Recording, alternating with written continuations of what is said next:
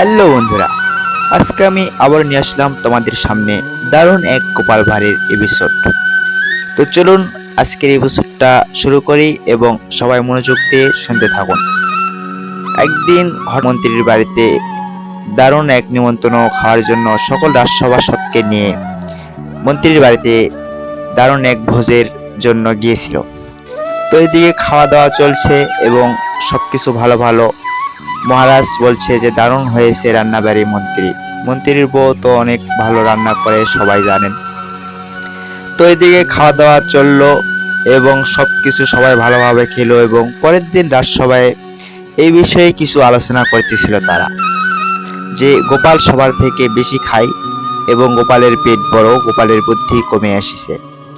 তো এই কথা চলতে চলতে হঠাৎ মুর্শিদাবাদ থেকে নবাব এবং তার মন্ত্রীকে নিয়ে সে কৃষ্ণচন্দ্রের রাজসভায় হাজির হয়। তো নবাবের এই এপিসোডের দ্বিতীয় পর্ব দেখার জন্য চ্যানেলটিকে সাবস্ক্রাইব করুন এবং বেল আইকন পাশেই থাকুন এবং আপনাদের মূল্যবান মন্তব্য করতে ভুলবেন না। আর চ্যানেলটিতে অবশ্যই একটি লাইক দিয়ে যাবেন। দ্বিতীয় পর্বে দেখা হবে।